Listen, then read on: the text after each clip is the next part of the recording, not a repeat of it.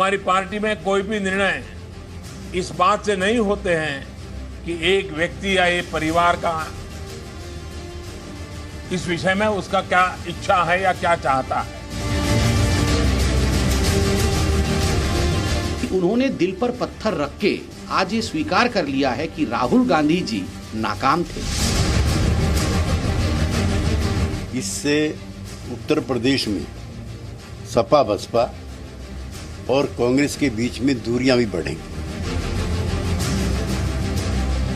राहुल गांधी जी तो मसा स्मृति से हारते हारते बचे पिछली बारी, तो अपनी सीट बचाने के लिए परिवार का कोई मेंबर वहां पे चाहिए होगा, तो वो सोच रहे हैं कि अब ये प्रियंका गांधी से उनका वो पॉलिटिकल फॉर्चून्स बदल जाएंगे। जब पार्टी एक परिवार का एक्सटेंशन है तो ये पोस्टिंग अपने आप में कोई बहुत आश्चर्यजनक नहीं है।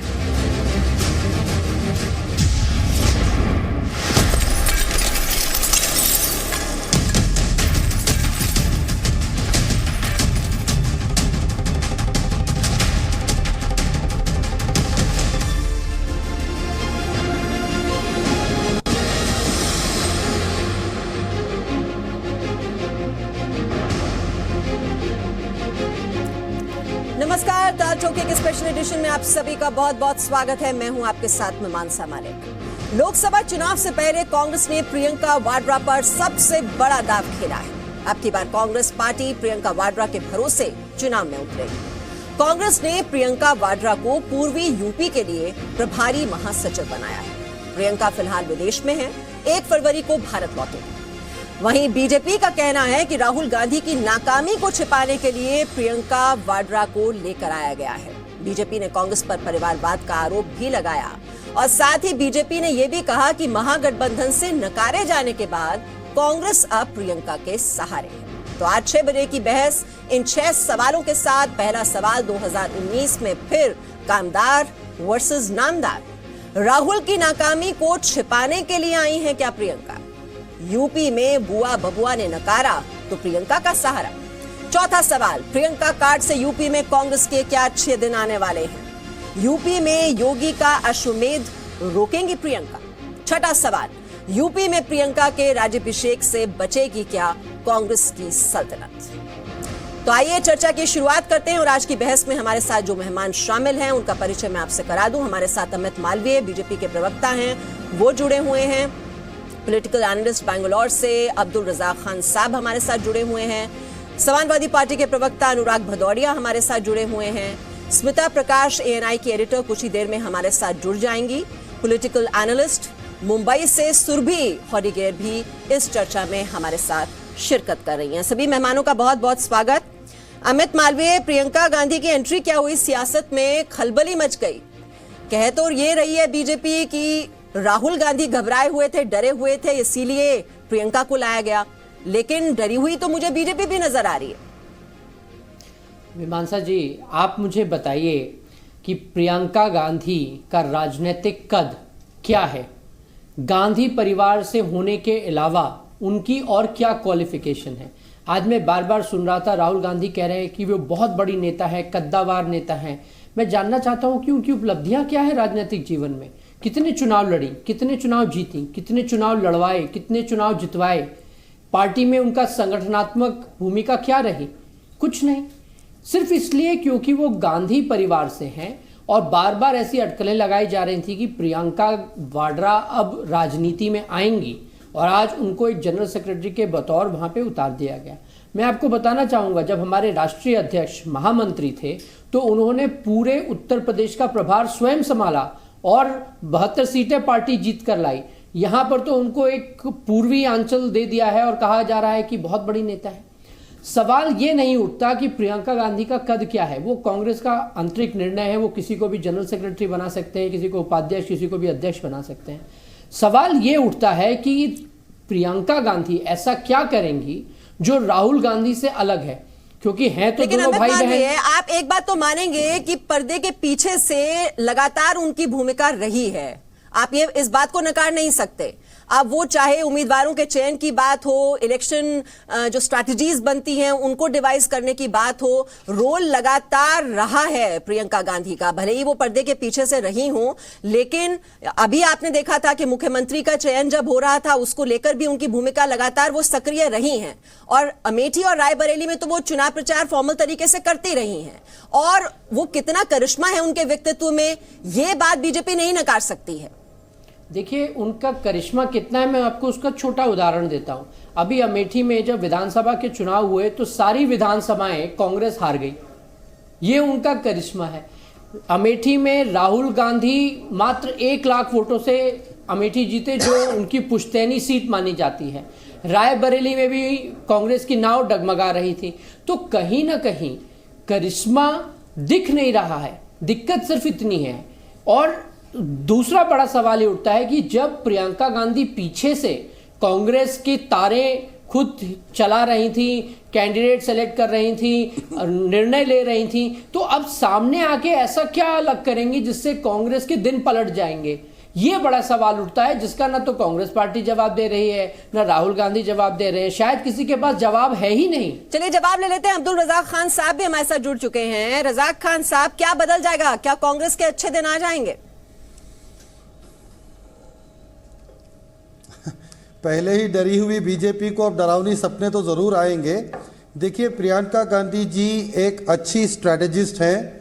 इनका ऑलरेडी पूरे इलेक्शंस जो प्रीवियस हुए उनमें उनका किरदार रहा है, बट बैक एंड में अब जो फ्रंट फेस में, फ्रंट एंड में आकर सामने से जब ये कर रहे हैं तो इनको अंडरमाइन कर दे रहे हैं अमित मालविया जी के इनका कोई क्वालिफिकेशन ही नहीं है, क्या क्वालिफिकेशन से आ जाएंगी, सिर्फ गांधी परिवार से जुड़े हुए हैं। तो ये अपने परिवार देखना जितने भी हैं, वसुंधरा जी से लेकर रमन सिंह से लेकर यशवंत सिन्हा जी से लेकर, कितने परिवार बीजेपी में नहीं है? परिवारवाद तो बीजेपी वाले करते हैं, पहली बात। दूसरी बात मैं आपको बता दूं, रिसेंटली बीजेपी वालों ने 3 मुख्यमंत्री को जनरल सेक्रेटरी अपॉइंट किया था। एक तो रमन सिंह जी थे, एक तो उसके अंदर शिवराज सिंह चौहान जी थे, वसुंधरा राजे जी थे। कोई हलचल नहीं थी। तो यहाँ तो प्रियंका जी का कोई क्वालिफिकेशन ही नहीं है। इनके सिर्फ एक अपॉइंटमेंट से बीजेपी का हर प्रवक्ता एक स्टेटमेंट दे रहा है। स्मृति ईरानी जी स्टेटमेंट दे रही है, मोदी जी रैली में भाषण में वो भी बोल रहे हैं, स्टेटमेंट दे रहे हैं। तो कुछ तो असर है, कुछ तो डर है बीजेपी को प्रियंका जी का, जिसकी वजह से तो इतना ये कर रहे हैं। मैं आपको बता दूं, देखिए दुबई में राहुल गांधी जी ने कहा था कि कांग्रेस को अंडरमाइन ना करें, कुछ तो सरप्राइज हम देंगे जरूर। तो ये सरप्राइज अब आपके सामने है। अब बीजेपी के सरप्राइजेस लेकिन कहा ये जा रहा है कि त्रिकोणीय मुकाबला होगा तो फायदा तो इसमें बीजेपी को मिलेगा। अनुराग भदौरिया, फिर तो जो आपकी जो पूरी स्ट्रैटेजी है वो फेल हो जाती है। अगला सवाल अभी मैं ये भी बता दूं कि प्रयागराज से, क्योंकि वहां पर बारिश हो गई थी तो लिंक टूट गया था हमारा, और हमारे सहयोगी सचिन भी इस चर्चा में शामिल हो रहे हैं। मैं उनसे भी कहूंगी, अनुरोध करूंगी कि वो भी स्क्रीन पे मुझे इस वक्त नजर नहीं आ रहे हैं। अनुराग भदौरिया, आप इस सवाल का जवाब दीजिए। हाँ, ये देखिए सचिन इस वक्त है वहां से। अनुराग भदौरिया, मेरे सवाल का जवाब दीजिए और फिर अगला सवाल वहां से सचिन करेंगे। प्रयागराज से हमारे साथ जुड़ चुके हैं। देखिए, मैंने आपको बता दिया कि देश की जो जनता है वो अपने विकास और सामाजिक न्याय की, जो समाजवादी और बहुजन समाजवादी पार्टी ने विकास और सामाजिक न्याय की लड़ाई जनता के सामने रखी है, जिसकी हम लड़ाई लड़ रहे हैं। अब भारतीय जनता पार्टी जनता की अहमियत कम समझती है। जनता में लीडर वही होता है जिसको जनता पसंद करती है। पसंद जनता जिस पे मोहर लगाती है वही देश का प्रधानमंत्री, चीफ मिनिस्टर या एमएलए एमपी बनता है। तो मुझे लगता है हम लोगों को जनता की बात ज़्यादा करनी चाहिए। जनता ही नेता बनाती है। ये तो आप जानते ही लोकतंत्र है, राजतंत्र तो है नहीं। लोकतंत्र में आपको जनता के सामने जाना पड़ेगा, जनता के सामने अपील करनी पड़ेगी। जनता आप पे मोहर लगाएगी तो आप नेता है, नहीं मोहर लगाएगी तो नहीं नेता है। समाजवादी पार्टी आपको पता ही है जनता की बात करती है और जनता के सामने हमेशा खड़ी रहती है अपने, और जनता के सामने खरी उतरती है। हो सकता है कई बार भारतीय जनता पार्टी के लोग अपनी जुमले, झूठ और आडंबर तरह को बीच में रोक रहा हूं, क्योंकि मैं एक बार फिर से प्रयागराज से जुड़ रहा हूं और उसी बात से शुरू करता हूं। अनुराग भदौरिया, जिस बात का जिक्र आपने यहां से किया, मैं इसलिए आपको बीच में रोक रहा हूं। एक सेकंड अनुराग भदौरिया, मैं इसलिए आपको बीच में रोक रहा हूं क्योंकि इस वक्त मैं प्रयागराज में हूं और सुबह से कहीं ना कहीं कोशिश हो रही थी कि हम ये शायद शो जो है दर्शकों तक ताल ठोक के स्पेशल एडिशन प्रयागराज से ना लेकर आ पाए, क्योंकि इंद्र देवता कभी परमिशन नहीं दे रहे थे, कभी कुछ और विघ्न हो जा रहा था। लेकिन लगातार अभी कुछ ही देर पहले तक बहुत तेज यहां पर बारिश थी, तमाम मेरे मेहमान भीग चुके थे, लेकिन हमने सोचा कि प्रयागराज से, क्योंकि आज राजनीतिक पारा इतना गर्म है, ये शो हम लोग आप तक पहुंचाएंगे। आप सब मेहमान मेरे साथ जुड़े हुए हैं, बहुत बहुत स्वागत है आपका। और जो मेरे यहाँ के मेहमान हैं उनसे एक बार आपका तारुफ करा देता हूं, फिर उसके बाद इस चर्चा को आगे बढ़ाएंगे। और मेरे साथ यहाँ से प्रयागराज के जो लोग मौजूद हैं, जो कि भीग करके भी बैठे हैं, बहुत बहुत स्वागत है आपका। मेरे साथ यहाँ पर मौजूद हैं जो खास मेहमान मनोज सिंह काला, जो कि समाजवादी पार्टी के प्रवक्ता है, बहुत बहुत स्वागत है। मनोज सिंह काका मौजूद है, बहुत बहुत स्वागत है आपका। संजय गुप्ता यहाँ पर भारतीय जनता पार्टी के प्रवक्ता मौजूद हैं। हमारे साथ तांत्रिक रमेश जी महाराज मौजूद हैं। हमारे साथ दिनेश गिरी जी मौजूद है, बहुत बहुत स्वागत है उनका। हमारे साथ अनंत ब्रह्मचारी जी मौजूद हैं, जिसका जिक्र वहां पर अनुराग भदौरिया कर रहे थे। सबसे बड़ी चुनौती तो कहीं ना कहीं आपके लिए आने वाली है ना गुप्ता जी। वहां पर अमित मालवीय भी ये कह रहे हैं कि यहाँ पर किसी को पता नहीं लगा, समाजवादी पार्टी ने महागठबंधन किया, कांग्रेस को वहां पर 2 सीटें दी, यानी कांग्रेस कहीं के नहीं है। मायावती कहती रही कि कांग्रेस अहंकारी हो गई, आप लोग कहते रहे कांग्रेस है नहीं, लेकिन आज सबसे बड़ा तुर्प का इक्का अगर किसने खेला तो कांग्रेस ने खेल दिया। सबसे बड़ी चुनौती आपके लिए? मेरे लिए कोई चुनौती नहीं है। मैं आपको बता दूं, ये गठबंधन जिन लोगों ने भी किया है, ये ठगबंधन है और ये नेताओं का गठबंधन है, ये जनता का गठबंधन नहीं है। जनता इनके साथ नहीं है। और यहाँ तो जनता की जो प्रतिक्रिया है, यहाँ तो प्रियंका जी की एंट्री होगी, कल को तो आपकी सीट भी वो डिसाइड करेंगी। प्रभारी बना दिया गया। आप बिल्कुल निश्चिंत रहिए, ये जितने भी गठबंधन कर ले, मैं कह रहा हूं, इसके पहले भी कांग्रेस ने और समाजवादी ने यूपी को ये 7 पसंद है ये जुमला देके गठबंधन करके आए थे। क्या असर हुआ इनका? ये नेताओं का गठबंधन है, जनता इनके साथ नहीं है। जनता मोदी जी के साथ है, भारतीय जनता पार्टी के साथ है, योगी जी के साथ है। यानी गठबंधन को सबसे बड़ा झटका तो ये हो गया, प्रियंका गांधी भी मैदान में आ गई। आपको लग रहा था 2 सीटें देकर निपटा देंगे, उन्होंने तो लगता है आपको कांग्रेस ने निपटा दिया उत्तर प्रदेश में। क्या ये कांग्रेस का अंदरूनी मामला है और राजनीति में जो भी नए लोग आए, हम समाजवादी लोग उसका बहुत बड़े हृदय के साथ स्वागत करते हैं।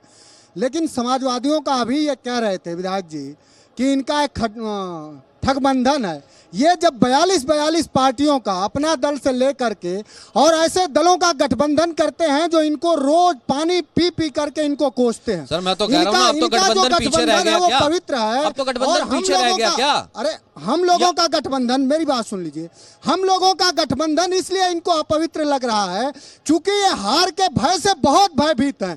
इनको पता है कि जो गठबंधन समाजवादियों का और बहुजन समाज पार्टी का है, उसका जो रिजल्ट आएगा वो वही आएगा जो योगी जी को हरा के आया, जो केशव प्रसाद मौर्य को हरा के आया, उसी तरह का पूरे देश में रिजल्ट आएगा। लेकिन और काका जी, काका जी एक सेकंड, ठीक है, मैं काका जी एक सेकंड, मैं ये सवाल इस तरीके से लाना चाहता हूं।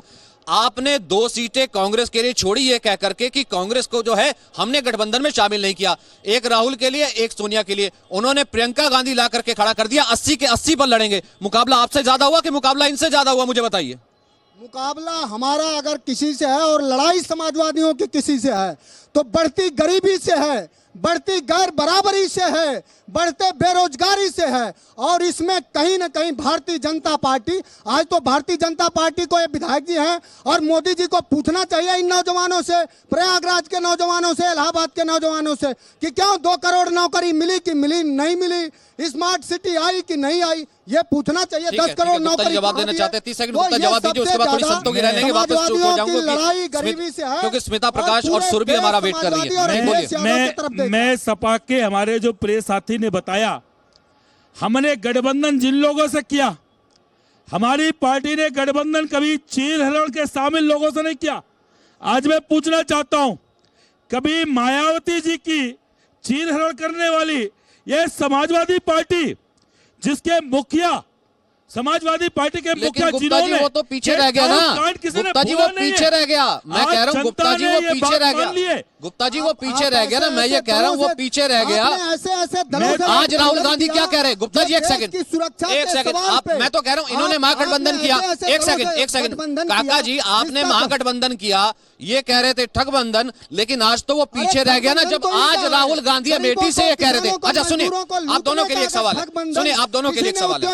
अच्छा सुनिए, एक सेकंड को लूटा है, तो मैं कह सकता हूं कि भारतीय जनता जनता पार्टी के लोग और मोदी जी ने लूटा भाजपा से नहीं है, पूरे देश में, कांग्रेस से। पूरे देश में सर, ये मैं एडीआर की रिपोर्ट आपको बता देना चाहूंगा कि पूरे देश में सिर्फ एक व्यक्ति का 16,000 गुना आय बढ़ती है। वो कौन है? अमित शाह के बेटे जैसा। गरीब की, किसान की, मजदूर की, किसके लिए मैंने बुलाया? जाती है। कागज इतनी दूर से आया, 250 किलोमीटर का सफर तय करके। चर्चा इसलिए आया है, आपने 2 सीटें दी, आपको सोचा राहुल गांधी को अंडर एस्टिमेट पहले बिठाया था, हरा के चले गए। लेकिन यहां पर मैं आपसे जानना चाहूंगा स्वामी जी, राहुल गांधी आज कह रहे थे कि दिल्ली में सरकार बनाएंगे, कांग्रेस महागठबंधन जो होगा उसकी। उत्तर प्रदेश में आज मैंने अपनी बहन को बनाया है प्रभारी, उत्तर प्रदेश का मुख्यमंत्री चेहरा भी यहां से होगा। आपका आशीर्वाद होगा? आप एग्री करते हैं इससे? मैं सचिन जी एक बात कहना चाहूंगा, एक ग्रामीण अंचल की एक कहावत है, माँ दिए गावन वारी बापूत बरातिया। मतलब माता और धी, मतलब उसकी लड़की तो गाने वाली, बेटा क्या कहते हैं दूल्हा और बाप बराती। यही कांग्रेस का हाल है, महा दिए गावन वारी बापू बरातिया। राहुल जिसको चाहे उसको बना दे, जिसको चाहे बिगाड़ दे, जिसका चाहे पर्चा फाड़ दे। कांग्रेस में कोई लोकतंत्र नहीं है। और एक स्थिति और हो गई, 2 ठग बीच बसी एक ठगनी, जोई के ठग सोई करे ठगनी।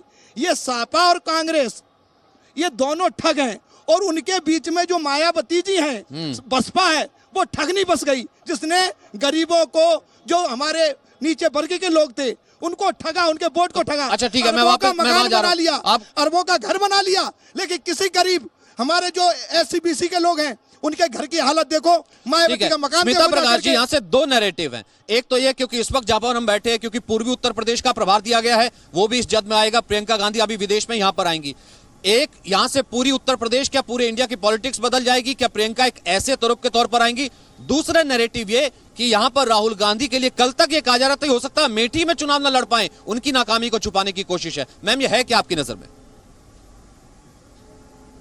देखिए, अमेठी हो या रायबरेली हो, यहाँ पर गांधी परिवार हावी है। ये सब जानते हैं कि यहाँ पर जीतना दूसरों के लिए नामुमकिन के बराबर हुआ करता था। और अभी भी आप अगर देखें कि सपा बसपा का जो गठबंधन बना है, उन्होंने ये 2 सीटें छोड़ दी हैं। वैसे स्मृति ईरानी जो है वो वहाँ पर बहुत ही कड़ा मुकाबला करने के लिए तैयार है। She is ready to give fight to Rahul Gandhi. लेकिन अगर आप इससे पहले कोई कह रहा था कि परिवारवाद जो है वो सिर्फ कांग्रेस तक ही सीमित है और कांग्रेस में ही है, लेकिन परिवारवाद जो है वो राजनीति का एक हिस्सा है। वो चुनावी जो एक प्रक्रिया है इस मुल्क में, उसका एक हिस्सा है, उससे नकारा नहीं जा सकता। हर पार्टी में ये है। और दूसरी बात कही गई कि जनता जो है वही नेता बनाता है, ये बात सही नहीं है। मनमोहन सिंह जब प्रधानमंत्री बने थे, वो लोगों के नेता नहीं थे, वो लोगों के चुने हुए प्रधानमंत्री नहीं थे, ना ही देवेगौड़ा ना ही गुजराल। इन तीनों को, ये तीनों लोग जो है वो प्रधानमंत्री बने, लेकिन लोगों ने इनको प्रधानमंत्री नहीं चुना। वैसे ही चीफ मिनिस्टर भी जो है, अभी कुमारस्वामी जो है, जो चीफ मिनिस्टर बने हैं, वो थर्ड पार्टी है, नंबर 3 आई है, फिर भी वो चीफ मिनिस्टर बने हुए हैं। तो हर बारी ये कहना कि लोग तय करते हैं कि नेता कौन बनेगा, ये बात सही नहीं है। और सोनिया गांधी भी जो है, वो जब नेता बनी थी, उनको भी वहां पर चुन के वो वहां पर बनाई गई थी। वो she didn't get elected as the leader of the party, वहां पर वो चुनी गई थी बाय द CWC। और गांधी परिवार में ये it is for the taking. जब भी वो चाहे वो PM कैंडिडेट बन सकते हैं, CM कैंडिडेट बन सकते हैं, या जनरल सेक्रेटरी बन सकती हैं। वो राहुल गांधी पे या गांधी परिवार पर निर्भर है कि वो कौन सा पोस्ट चाहते हैं उस पार्टी में। सुरभि, ठीक है, अब ये बहुत ठीक है, लेकिन सुरभि, क्या ये बहुत इजी नैरेटिव है, या फिर हम यूं कहें कि एक कांग्रेस पार्टी जिसने यहां पर 60 साल तक राज किया और लोग इस तरीके से चीजों को देखते हैं? आपने राजीव गांधी का वो क्लीन स्वीप देखा, उससे पहले इंदिरा गांधी, और अब आते आते क्या एक नया चार्मिंग एरा की शुरुआत करने की कांग्रेस की कोशिश है कि जैसे नई जान फूंक देंगी प्रियंका गांधी आकर के, या फिर वही परिवारवाद है, लोग जानते हैं? अब कैसे नया भारत या नया सोच शुरू कर सकते जिन वही परिवारवाद कर रहे हैं? तो मैं ये कहना चाहती हूँ, प्रियंका गांधी को स्वागत है राजनीतिक मैदान में, और ये मुझे लगता है ये अच्छा है, बीजेपी के लिए अच्छा है, सबके लिए अच्छा है, क्योंकि अभी तक वो इलेक्शन स्ट्रैटेजिस्ट, इलेक्शन कैंपेनर ऐसे रोल पे काम करते थे। लेकिन अभी जनता का सामने आना चाहिए उनको, उनका असली क्या सोच है, उनका क्या कैपेबिलिटीज है, ये हम देख सकते। और सच्ची में कांग्रेस का सब बड़े बड़े नेता हैं, प्रियंका गांधी आने के बाद बहुत चेंज हो जाएगा, बेहतर हो जाएगा, ये सब बोल रहे हैं ना, हम देखेंगे, बस टाइम बता देगा हमको। और जहां आप बैठे हैं उत्तर प्रदेश में और वहां ईस्टर्न यूपी के वो इंचार्ज लिया है, वहां कांग्रेस के लिए 0 सीट्स है।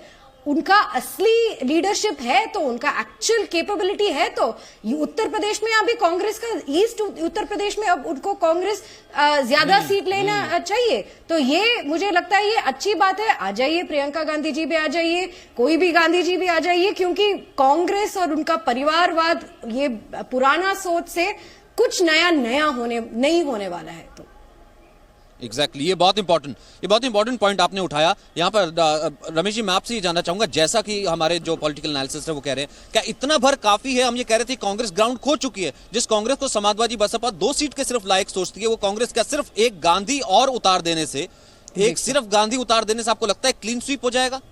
या ये जैसा बीजेपी कह रही है नामदार वर्सेस कामदार है? नहीं, अभी इस समय वो गांधी नहीं है, पर प्रियंका गांधी वाड्रा। हाँ, वाड्रा है। और एक स्त्री को अगर उतारा गया है, एक महिला को उतारा गया है तो बहुत बढ़िया है। शक्ति को उतारा गया है, शक्ति के आगे सब भाग जाते हैं, बिना शक्ति के भगवान शंकर सब हैं, इसलिए शक्ति उतारी गई है। कुछ चमत्कार तो होना ही होगा ये। आपको लगता है बड़ा इम्पैक्ट होगा ये? Sure, no doubt. आप देखिए, बोलिए। ये शक्ति नहीं कहेंगे, इसको आसक्ति कहेंगे। शक्ति जब होती है जब साधना के द्वारा कोई व्यक्ति उसमें कार्य करके ऊपर आता है। परिवारवाद पर जब कोई व्यक्ति ऊपर आता है तो शक्ति ने आसक्ति होती है। ये परिवारवाद की आसक्ति है। थोड़ा कसूर अगर उनके भाई जो है अध्यक्ष हैं। अरे भाई अध्यक्ष हैं, वही कहेंगे कि हंस मध्य बको यथा, जैसे हंस के सामने बगुला होता है, इसलिए मोदी जी के सामने ये सब बगुले हैं। इनकी तपस्या साधना नहीं पूरा देश समझता है, जनता समझती है। मैं एक सेकंड। अभी महाराज जी ने कहा कि शक्ति नहीं आशक्ति है, परिवारवाद है। संसार में परिवारवाद कहाँ नहीं है? हमारे साधुओं में भी परिवारवाद है। हम अपने चेले को कहते हैं तुम आज हमारे पुत्र की तरह हो, मगर तो दादा गुरु हो, चाचा गुरु हो, सब मतलब परिवारवाद का कोई स्थान नहीं है। कहाँ जिसके परिवार होगा नहीं, परिवारवाद का कोई स्थान नहीं है। जिसके पास परिवार है, से ऊपर उठकर देश है संजय जी, परिवार से ऊपर उठकर देश है, परिवार से ऊपर दल से ऊपर देश है। ये भारतीय जनता पार्टी का कल्चर है। मैं स्वामी जी से ठीक है मैं एक करके एक सेकंड रमेश जी, एक सेकंड रमेश जी, एक सेकंड काका जी, एक सेकंड मैं कहता हूँ 30 सेकंड का वक्त ले लेते हैं, क्योंकि मेरे पास टोटल 4 मिनट है और यहाँ पर मैम है वो भी वेट कर रही है। अब मैं 30 सेकंड का वक्त ले लेता हूँ। ठीक है अमित मालवीय, मैं आपके पास आता हूँ 30 सेकंड। यहाँ कह रहे हैं कि परिवारवाद कहेंगे तो परिवारवाद आपकी पार्टी में भी है। अगर यहाँ पर क्या ये कोइंसिडेंटल है और ये नामदार कामदार जो है आपको लगता है कि अभी वर्क कर पाएगा, या फिर ये खतरा कहने के एसपी के लिए होने वाला? 30 सेकंड आपके, उसके बाद मैं आ पाऊंगा। देखिए सचिन जी, परिवारवाद का मतलब होता है कि माँ के बाद बेटा अध्यक्ष बन जाए और भाई अगर अध्यक्ष हो तो बहन को महामंत्री बना दे। ये परिवारवाद होता है जहाँ पे पोजीशंस और दायित्व परिवार के लिए फिक्स करके रखे गए हैं, पहली बात। दूसरी बात, हम ये क्यों भूल रहे हैं कि एक पेड़ के 2 फल दूर नहीं गिरते। अगर राहुल गांधी की जो काबिलियत है, जो क्षमता है, तो प्रियंका गांधी उनसे बहुत ज्यादा अलग कैसे हो सकती हैं? अभी तक तो हमने प्रियंका गांधी के मुंह से कुछ ऐसी राजनीतिक बातें सुनी नहीं जिससे हम उनका आकलन कर सके। जब वो वापस आएंगी और 10 दिन का दौरा करेंगी, उसके बाद हमको पता चल जाएगा कि भाई राहुल गांधी और प्रियंका गांधी में कुछ फर्क है भी कि दोनों एक जैसे ही हैं। आज के लिए मैं माफी चाहता हूं क्योंकि मेरे पास बड़ा पैनल था, शो मैंने लेट शुरू किया, इस कारण से सबके कमेंट ले लेता हूं। राग भदौरिया 30 सेकंड आपके। देखिए, मुझे पूरा विश्वास है जैसे ही हमारा शो खत्म होगा अमित मालवीय जी तुरंत बोलेंगे पासवान जी आपका परिवारवाद है इसलिए हम आपके साथ कोई गठबंधन नहीं करेंगे। अपना दल से ही बोलेंगे कि हम आपके साथ कोई गठबंधन नहीं करें क्योंकि आप भी परिवारवाद से आते हैं। अकाली दल से ही बोल देंगे कि हम आपके साथ कोई गठबंधन नहीं करेंगे, आप भी परिवारवाद से आते हैं। और शिवसेना को ही बोल देंगे हम आपके साथ कोई रिश्ता नहीं रखेंगे। मुझे पूरा विश्वास है जैसे ही शो खत्म होगा उसके बाद इन लोगों को वो अपना नाता तोड़ लेंगे और वसुंधरा राजे से कह देंगे आप भी पार्टी में नहीं रहेंगे क्योंकि आप परिवारवाद चला रही हैं। और हमें पर धूमल जी से भी कह देंगे अनुराग ठाकुर आपके एमपी बेटे आप भी हमारी पार्टी में नहीं रहेंगे। और हमें पूरा विश्वास है रमन सिंह को भी कह देंगे उपाध्यक्ष पद से आप हट जाइए क्योंकि आपका बेटा भी एमपी है। हमें पूरा यकीन है जैसे शो खत्म होगा इन लोगों से नाता तोड़ लेगी भारतीय जनता पार्टी। ऐसा है, मैं एक बता दूं ठीक है, फाइन अनुराग बागड़ी। गठबंधन हमेशा विचारों का होता है। गठबंधन एक अच्छी सरकार देने का होता है। गठबंधन किसी को सत्ता से हटाने का नहीं होता। और मैं आपको बता दूं, आज सपा बसपा का हाल ये है कि कांग्रेस से पहले जूझें। और प्रियंका जी के संबंध में मेरा एक कहना है, कोई उनका प्रभाव नहीं पड़ेगा उत्तर प्रदेश की राजनीति में। ठीक है, कोई प्रभाव नहीं पड़ेगा। उत्तर प्रदेश की 20 सेकंड, ठीक है, गांधी परिवार दिनेश गिरि जी 30 सेकंड, ठीक है दिनेश गिरि जी, हाँ गांधी परिवार का उत्तर प्रदेश में कोई आपका हो गया 30 सेकंड। सर देखिए मेरे मुझे समय मिला नहीं तो आप 30 नहीं 60 सेकंड दीजिए सचिन जी। मैं गठबंधन का सारा समस्या का समाधान करता हूँ। गठबंधन है, सबसे पहले तो भारतीय जनता पार्टी ने भगवान श्री राम से किया था, वो टूटता नजर आ रहा है। इसलिए सबसे पहले भारतीय जनता पार्टी भगवान श्री राम का जो गठबंधन था वो पूरा करे, वरना तो पूरा ही गठबंधन टूट जाएगा। दूसरा, राहुल जी को सबसे पहले खुद के गठबंधन की सोचनी चाहिए कि वो खुद गठबंधन अपना कब कर रहे हैं, और नहीं कर रहे हैं तो हमारे सन्यासियों के साथ वो गठबंधन करें और यहाँ आकर के संन्यास लें। इसलिए ये जनता को, भारतीय जनता को ठगने वाला गठबंधन नहीं, लेकिन राहुल जी ने तो आज से कम से कम साफ कर दिया ना दिनेश जी कि अब अगली सरकार कांग्रेस के गठबंधन की होगी। उत्तर प्रदेश में मैंने बहन को भेज दिया, मुख्यमंत्री का चेहरा यहाँ से होगा। लेकिन कुछ भी कहिए, यहाँ से राजनीति तो बदलती हुई नजर आ रही है। और यकीन मानिए प्रयागराज में भले ठंड बहुत है, हर रंग और हर सियासी खबर यहाँ से लगातार हम आप तक लाते रहेंगे, लेकिन यहाँ पर काफी साजिंदे भी मौजूद थे। हमने सोचा था आपके लिए एक जो है भव्य शो से शुरुआत करेंगे, लेकिन इंद्र देवता ने शायद उस वक्त हमें इजाजत नहीं दी, लेकिन हम अंत जरूर उससे कर सकते हैं। Ma'am please. यह ऋषियों की भूमि, यहाँ की कथा निराली है। यह ऋषियों की भूमि, यहाँ की कथा निराली है। संगम की जलधार यहाँ अमृत की प्याली है। संगम की जलधार यहाँ अमृत की प्याली है। यह ब्रह्मा के प्रथम यज्ञ की पावन रीति है।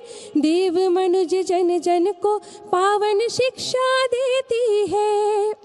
माघ कुंभ इस संगम के कानों की बाणी